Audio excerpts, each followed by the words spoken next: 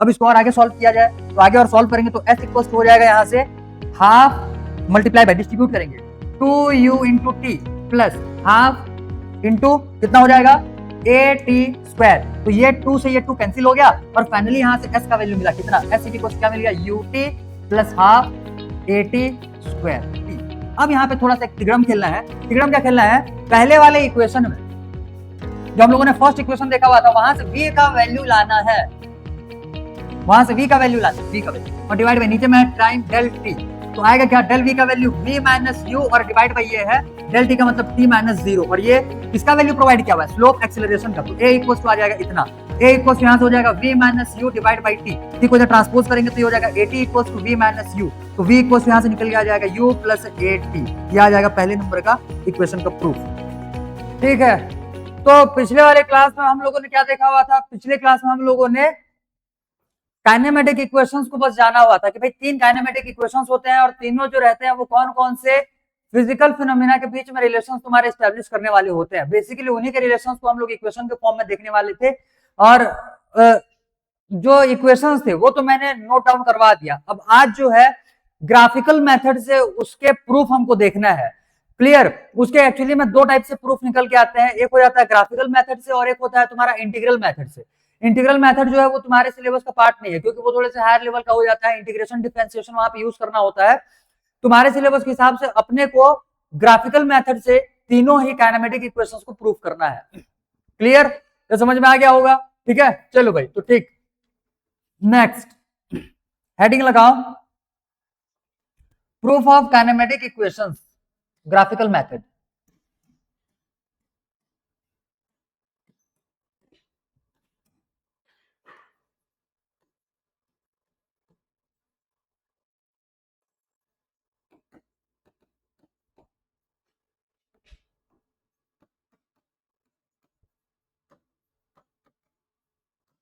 Proof of kinematic equations graphical method.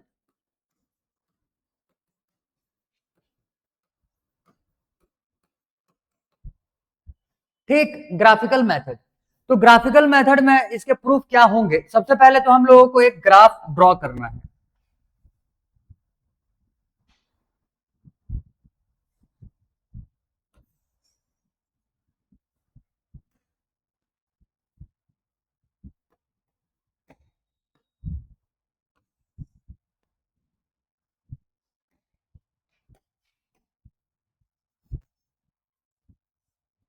ठीक, अब यहां से हम लोग कुछ एक इनिशियल वैल्यू के साथ में क्लियर एक ग्राफ ड्रॉ किए हुए हैं। तो ये ग्राफ जो है बेसिकली एक ग्राफ है किसका बोलेंगे तो ये वीटी ग्राफ है। क्लियर, ये क्या ग्राफ है, वीटी ग्राफ। वीटी ग्राफ बोलने का मतलब वेलोसिटी टाइम ग्राफ। आ रहा है समझ में। अब सबसे पहले मैं एक काम करता हूं, पहले सारे लाइंस में ड्रॉ कर लेता हूं, वेट।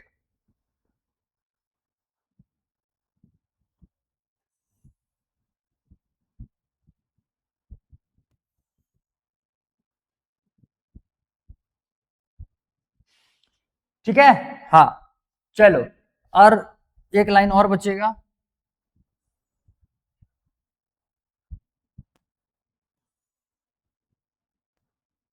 ये तो ग्राफ बेसिकली हम लोग का बन करके आया हुआ है। ये कौन सा ग्राफ है बोला जाए तो ये होता है VT graph, velocity time graph. Clear, जिसमें इस साइड में हम लोगों ने टाइम लिया हुआ है इन सेकेंड्स। क्लियर, और इस साइड में हम लोग यूज करने वाले हैं वेलोसिटी। वेलोसिटी किस में लिया जाएगा, मीटर पर सेकंड में। क्लियर, मीटर पर सेकंड में हम लोगों ने वेलोसिटी कवर कर लिया। अब क्योंकि यहां से इसका इनिशियल वेलोसिटी स्टार्ट हो रहा है तो बेसिकली इस वैल्यू को मैं ले लेता हूं u, इस वैल्यू को ले लेते हैं u और इस वैल्यू को ले लेते हैं v, जो कि फाइनल वेलोसिटी होने वाला है इस वाले पॉइंट पे। क्लियर, और टाइम जो रहेगा ये टाइम t इक्वल्स टू यहां से t इक्वल्स टू 0 से टाइम हम लोगों ने ले लिया t इक्वल्स टू t तक का। क्लियर, तो बेसिकली ये है हम लोगों का एक्चुअल में ग्राफ। अब इसी ग्राफ का यूज करते हुए हम लोग तीनों ही काइनेमेटिक इक्वेशंस का प्रूफ देखने वाले हैं। तो सबसे पहले में हम लोग का जो इक्वेशन है वो ध्यान देना, पहले नंबर का equation v equals to u plus a t. तो ये क्या आ जाएगा, वेलोसिटी टाइम रिलेशन।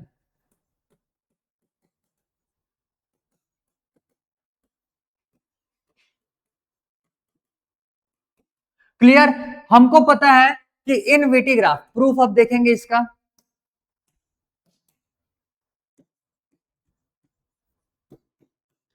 ठीक है, प्रूफ हमको पता है, we know that slope of v t graph provides, क्या प्रोवाइड करेगा, एक्सेलरेशन। अगर ये एक्सेलरेशन प्रोवाइड करेगा तो जो स्लोप है, स्लोप इक्वल्स टू होता है एम, इक्वल्स टू होता है base divide by perpendicular divide by base.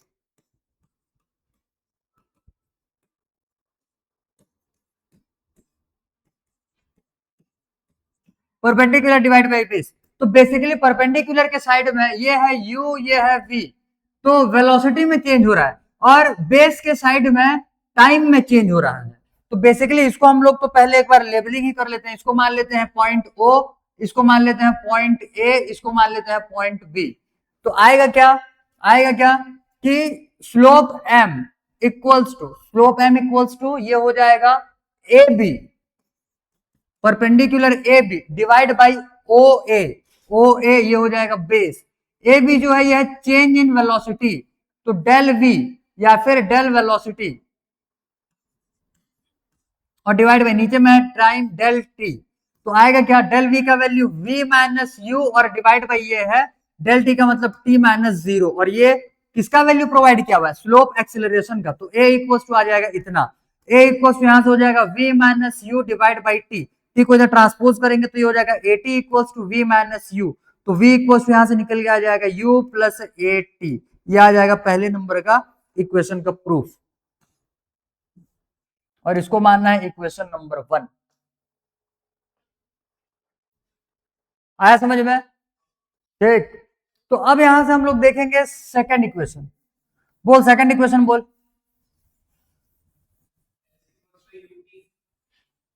Plus two, गोबर है गोबर, हाफ ए टी स्क्वायर। हाँ तो उसको कौन घर में उसको छोड़ के आया है क्या, हाफ ए टी स्क्वायर। तो अब यहां से हम लोग देखेंगे सेकंड इक्वेशन। सेकंड इक्वेशन क्या बोल रहा है, s equals to u t plus half a t square, s equals to u t plus half a t square. Basically इसको हम लोग बोलते हैं position time relation, position time relation. और पोजिशन टाइम रिलेशन को प्रूफ करने के लिए ध्यान देना, ध्यान देना, क्योंकि यहाँ पे s जो है वो पोजीशन या फिर डिस्प्लेसमेंट को रिप्रेजेंट करने वाला होगा। आगे ये समझ में, तो area under the curve provides the value of displacement, ये हम लोगों ने अभी अभी नोट में भी लिखा हुआ है। तो बेसिकली इस वाले ग्राफ में इसी ग्राफ का यूज करने वाले रहेंगे। We know that area under the curve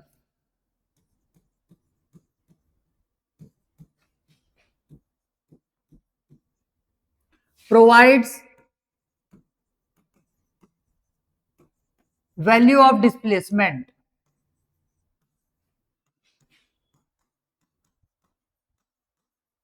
तो यहां पे क्या आ जाएगा, s इक्वल्स टू, s यहां पे है displacement, s equals to area under the curve, area under the curve.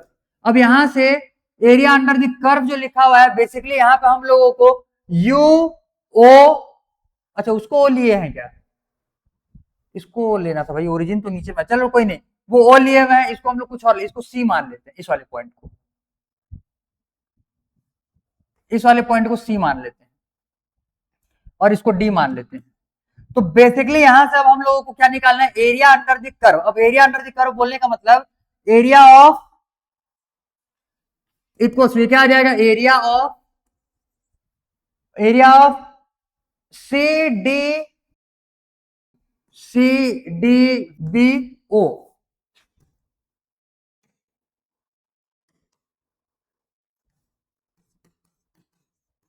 C D B O, और ये क्या है, ट्रेपेजियम। तो बेसिकली एस इक्वल यहां से क्या आ जाएगा, एरिया ऑफ सीबीडीओ, सीबीडीओ बोलने का मतलब half multiply by sum of parallel side. तो पैरेलल साइड यहाँ पे क्या है, CO और DV, DB क्या आ जाएगा, CO प्लस DB, ये आ जाएगा सम ऑफ पैरेलल साइड। और मल्टीप्लाई बाय हाइट, हाइट जो रहता है वो दोनों पैरेलल साइड को स्ट्रेट लाइन जो ज्वाइन करने वाला होता है इसको बोला जाता है। तो बेसिकली यहाँ पे हाइट क्या हो जाएगा, DC, CD या DC, तो क्या आ जाएगा ये CD। अब सॉल्व करेंगे इसको, S इक्वल्स टू 1/2, CO का वैल्यू कितना है, CO का वैल्यू कितना है, CO ये कितना है U, यहां तक ना गया है U, फिर यहां से ऊपर जब यहां से यहां तक का जो हो जाएगा वो हो जाएगा V। तो बेसिकली यहां से क्या आएगा ये U प्लस V और मल्टीप्लाई बाय CD का मतलब क्या हो जाएगा, CD का डिस्टेंस कितना होगा, ये है 0, ये है T, तो T माइनस जीरो मतलब कितना T, तो ये आ गया T। अब यहाँ पे थोड़ा सा एक तिगड़म खेलना है। तिगड़म क्या खेलना है, पहले वाले इक्वेशन में जो हम लोगों ने फर्स्ट इक्वेशन देखा हुआ था वहां से V का वैल्यू लाना है, वहां से V का वैल्यू लाना है, V का वैल्यू। अब S इक्वल्स टू हाफ, ये हो जाएगा U प्लस V का वैल्यू लाने के लिए बोले, तो V का वैल्यू कहां से आ रहा है, आगे मैं लिख देता हूं पहले, एस A इक्वल्स टू क्या होता है, A equals to V minus U divide by T, ये होता है ना। या फिर V का वैल्यू क्या लाए हैं, V is equals to U plus AT, ये कहां से लाए हैं, पहले नंबर इक्वेशन में। तो यहां से V का वैल्यू को लाके यहां रखेंगे, तो V की जगह में क्या रखना है, U प्लस AT। अब ध्यान देना, सेकेंड और थर्ड इक्वेशन को प्रूफ करने के लिए यहां तक के स्टेप को सेम लाना है, याद हुआ, सेकेंड और थर्ड इक्वेशन को प्रूफ करने के लिए यहां तक का पार्ट सेम है, दोनों के लिए सेम है। लेकिन यहां से फिर आगे अगर V को, यही फॉर्मूले में अगर V को रिप्लेस करेंगे, V को, तो कौन सा इक्वेशन मिलेगा, सेकेंड। और इसी फॉर्मूले में अगर यहां से T का वैल्यू निकालेंगे, T का, तो T का वैल्यू यहां से क्या आएगा, ये V minus U equal to AT हो जाएगा। तो T निकालेंगे तो क्या आएगा, T इक्वल टू क्या आएगा, V माइनस U और डिवाइड बाई A, ये आएगा। तो T के जगह में, ये T के जगह में अगर ये T का वैल्यू रखेंगे तो थर्ड इक्वेशन बन जाएगा।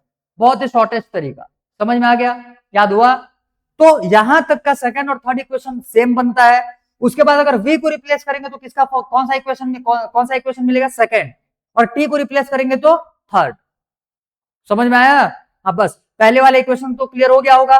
वहीं से V का वैल्यू हम लोगों ने निकाला हुआ था, एक बार T का वैल्यू लाके थर्ड वाले इक्वेशन के लिए निकाल लेना।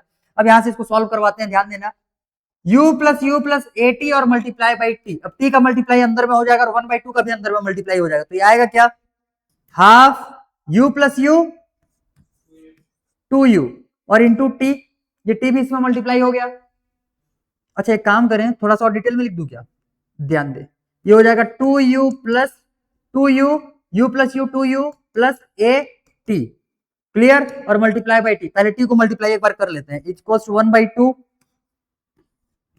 मल्टीप्लाई बाई ये हो जाएगा 2UT, T का मल्टीप्लाई हो गया प्लस AT स्क्वायर, ये है ब्रैकेट में। यहां तक समझ में आया। अब इसको और आगे सॉल्व किया जाए, तो आगे और सॉल्व करेंगे तो S इक्वल्स टू हो जाएगा यहां से हाफ मल्टीप्लाई बाय, डिस्ट्रीब्यूट करेंगे 2U into T plus half into कितना हो जाएगा AT स्क्वायर। तो ये 2 से ये 2 कैंसिल हो गया और फाइनली यहां से S का वैल्यू मिला कितना, S इज इक्वल टू क्या मिल गया, UT plus half AT square. यहां तक समझ में आ गया, यहां तक समझ में आ गया। ये था मेथड 1।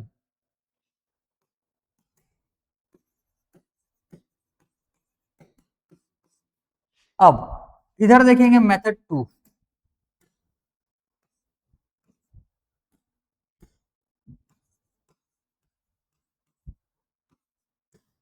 मेथड 2 तो बेसिकली S इक्वल्स टू यहां से क्या हो जाएगा, S इक्वल्स टू ये area, S equals to area of CDBO, CDBO।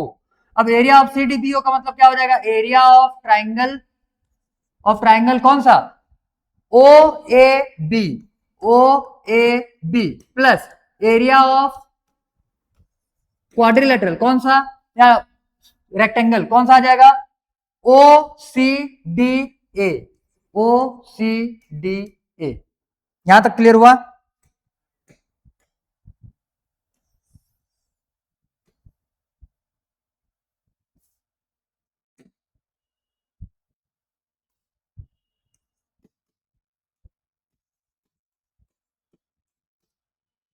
ये यहां तक क्लियर हो गया?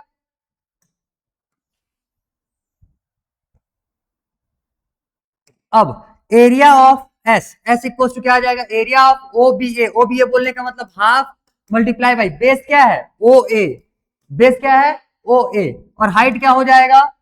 ए बी, ए बी, ये आ गया half into base into height, फिर प्लस एरिया ऑफ क्वाड्रिलेटरल क्या होता है? लेंथ इंटू ब्रेथ, तो लेंथ कितना है? ये कोई सा भी ले लेंगे, सी डी, और मल्टीप्लाई बाई ब्रेथ कितना हो जाएगा इसका? सी ओ। क्लियर? अब सारे वैल्यूज लाएंगे, रखेंगे यहाँ पे, इक्वल टू हाफ का हाफ, ओ ए का वैल्यू कितना है? ओ ए का वैल्यू कितना है? टी। भाई ये वैल्यू अगर टी है तो ऊपर भी कितना होगा? टी ही होगा। तो ओ ए का वैल्यू हो गया यहां से टी, प्लस ए बी का वैल्यू कितना है? ए बी का वैल्यू कितना है? ए बी का वैल्यू कितना है? वी माइनस ए बी का वैल्यू ये कितना होगा? यहां तक है u, और ये पूरा है v, तो ये कितना होगा? v माइनस यू, यही ना आएगा? तो यहां से क्या जाएगा? v माइनस यू, ये हो गया, और प्लस सी डी का वैल्यू कितना है? सी डी का वैल्यू है t, और मल्टीप्लाई बाई ये सीओ, सीओ का वैल्यू कितना हो जाएगा? ये है ओ सी यू। ये समझ में आ गया? ये क्लियर हो गया? यहां तक का समझ में आ गया? बस अब इसको सॉल्व कर देंगे, तो सॉल्व करेंगे तो होगा क्या?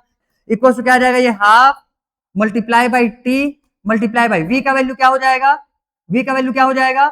यू प्लस एटी, वी का वैल्यू क्या हो जाएगा? यू प्लस एटी, और माइनस यू का माइनस ऑफ यू, प्लस ये हो जाएगा यू टी। क्लियर? बस एक बार में आ गया। ये u माइनस यू कितना?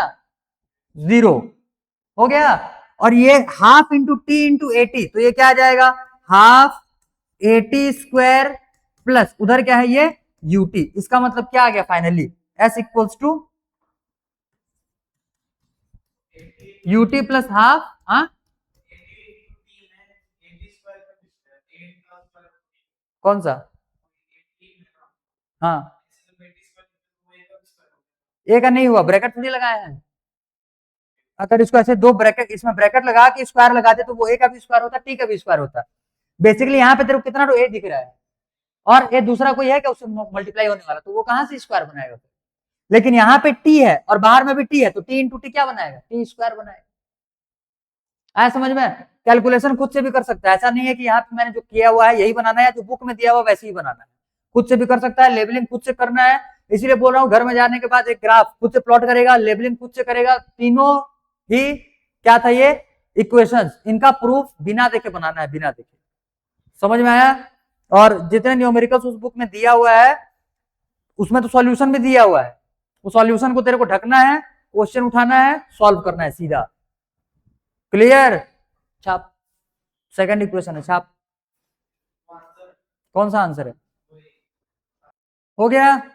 ठीक, तो अब यहां से हम लोग देखेंगे अपना थर्ड इक्वेशन, तो ध्यान देना है।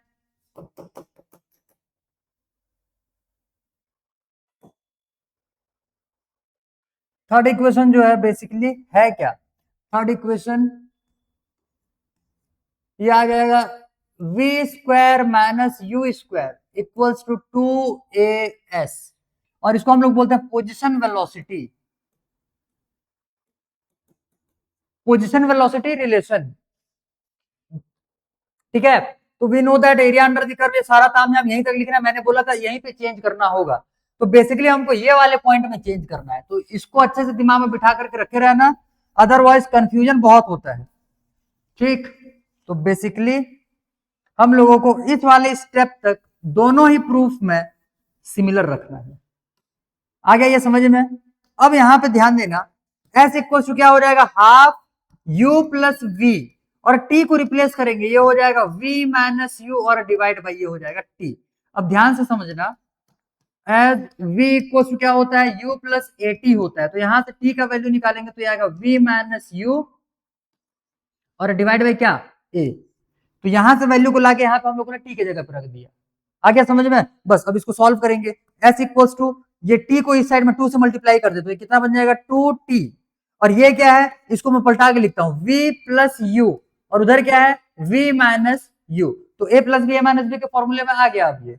अब इसको लिखेंगे तो ये क्या 2t को इधर ले आते हैं तो ये आ जाएगा 2, अच्छा t नहीं है भाई, a है a, ये t नहीं है a है।